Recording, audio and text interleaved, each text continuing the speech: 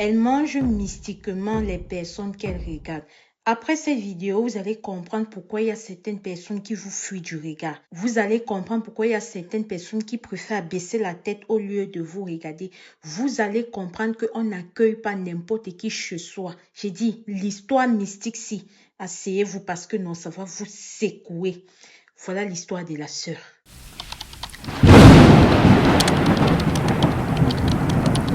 J'ai intégré une secte dans mes rêves et je mange mystiquement les personnes que je regarde. Tout a commencé lors d'une dispute avec le mari de ma maman et il a décidé de me mettre à la porte. Quand ma mère est arrivée, je l'ai expliqué. Elle m'a dit qu'elle ne pouvait rien faire pour moi et que j'aille chercher où vivre en attendant qu'elle ait un peu d'argent pour que je puisse me trouver un local. Ne sachant pas où aller, je suis allée vers une amie. Je l'ai expliqué ma situation. Elle a parlé de ma situation à sa maman et sa maman a eu pitié de moi. Elle a demandé que je vienne vivre avec eux. Une fois chez ma copine là, nous étions bien. Sa maman était bien gentille avec moi. Elle me traitait bien comme son enfant, donc je me sentais à l'aise. J'ai passé beaucoup de temps avec eux et ma maman ne m'a plus fait signe. Et c'est comme ça que, au fil du temps, un jour, je fais un rêve. Dans ce rêve, j'étais à table avec des personnes que je ne connaissais pas. Et sur cette table-là, il y avait un être humain couché. Et nous étions en train de manger cet être humain. Chacun coupait une partie de cet être humain couché sur la table et mangeait. Et cet être humain-là criait de douleur. Il nous suppliait de le laisser. Mais tellement il criait, nous étions contents et nous ne faisons que le manger.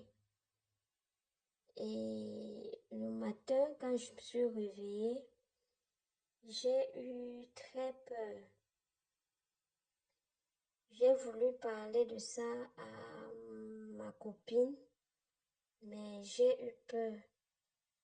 À un moment, ce rêve était tellement régulier au point où certains matins, quand j'allais me brosser, il y avait des débris de chair qui sortaient entre mes dents. Et j'ai vraiment commencé à avoir peur. Je me suis dit que ce n'était plus un simple rêve. Mais j'ai eu peur de parler de ça à ma copine. J'ai bien voulu, mais j'ai eu peur. De peur qu'elle, à son tour aussi, qu'elle ait peur de moi et qu'elle me mette à la porte. J'ai gardé le silence. À un moment donné, quand je posais mon regard sur une personne, comme ça en journée, j'avais remarqué que une fois que je posais mon regard, ça dépendait, je pouvais poser mon regard soit sur ton bras, sur ta cuisse, sur ta tête, ça dépendait vraiment. Et une fois que je posais mon regard, j'avais l'impression d'être en train de manger de la chair grillée. Et j'insistais avec le regard sur une partie du corps Et bien après que j'ai cette impression d'être en train de manger de la chair grillée, une fois que je retire mon regard sur la personne, bien après, la personne va sentir mal à cet endroit-là où j'avais posé le regard.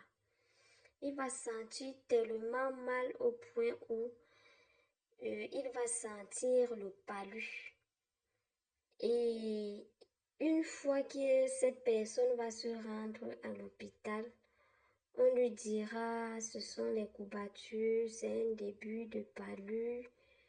Mais ce bras sur lequel j'ai posé mon regard, en journée, vous le voyez que c'est un bras, mais mystiquement, cette personne n'aura plus de bras.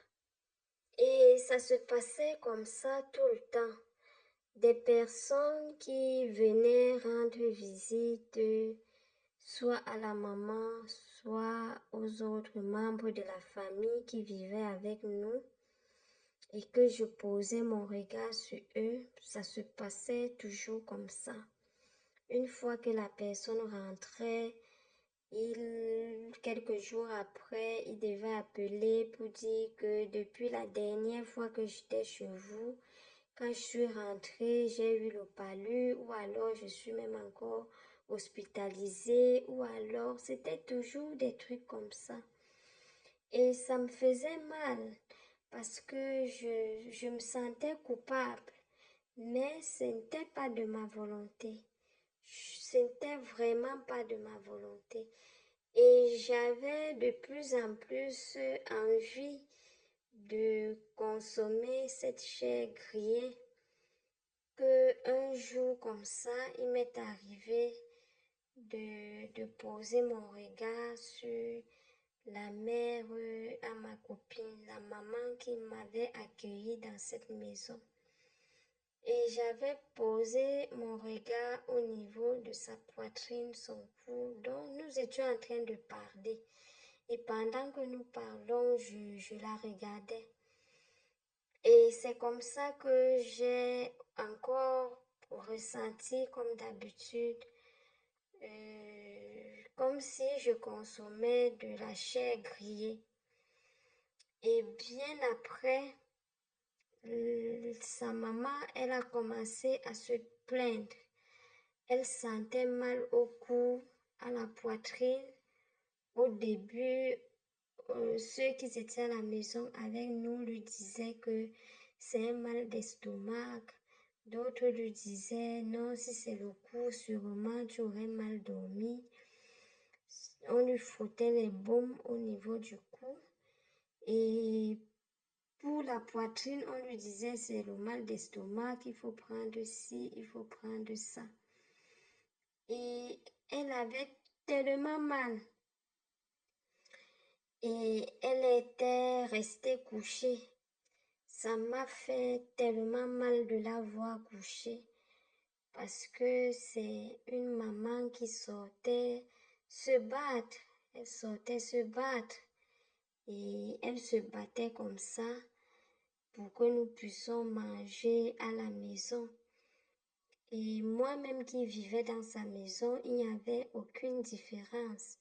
Elle ne me demandait pas de contribuer ou de faire, donc elle m'encadrait comme son propre enfant.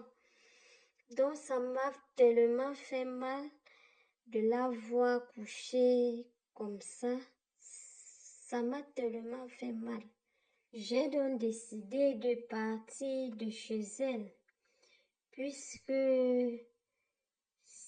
quand elle était couchée, il fallait que je l'aide, que je sois près d'elle, que je l'aide, quoi. Et que je sois toujours là pour pouvoir l'assister, pour la remonter et tout. Au début, je le faisais bien, mais j'avais toujours cette envie-là de poser le regard et j'évitais de poser encore mon regard sur elle. Elle ne comprenait pas pourquoi j'évitais d'être toujours proche d'elle. Mais moi, ça me dérangeait tellement que j'ai donc décidé de partir de là. Et quand je suis partie, ils ont mal interprété mon départ. Ils se sont dit que comme elle est malade et comme c'est elle qui donnait tout à la maison, que j'ai senti qu'il n'y avait plus rien à la maison et tout, et j'ai décidé de partir en la laissant malade. Ils ont dit un peu beaucoup de choses là, mais j'avais mal. Je ne pouvais pas les expliquer ce qui m'arrivait. Et quand il m'arrivait même des moments de revenir pour leur rendre visite, je me sentais coupable. Et je ne m'étais pas long quand j'arrivais parce que dans cette maison-là aussi, il y avait des petits-enfants et j'avais peur de poser mon regard sur les enfants. Il n'y avait que ma copine que je pouvais poser le regard sur elle. Et j'évitais tellement que cela se ressentait même. Elle me disait tout le temps, pourquoi tu regardes toujours le sol, pourquoi tu parles toujours en fuyant du regard, mais elle ne comprenait pas. Ce qui fait que quand j'arrivais là-bas, je ne m'étais pas long et je repartais. Et je repartais, j'évitais de leur faire du mal. J'évitais vraiment parce que cette maman-là m'a prise comme sa fille. M'a prise comme sa fille. Et ma copine, elle aussi, m'a beaucoup aidée. Parce que sans elle, je sais pas où je serais.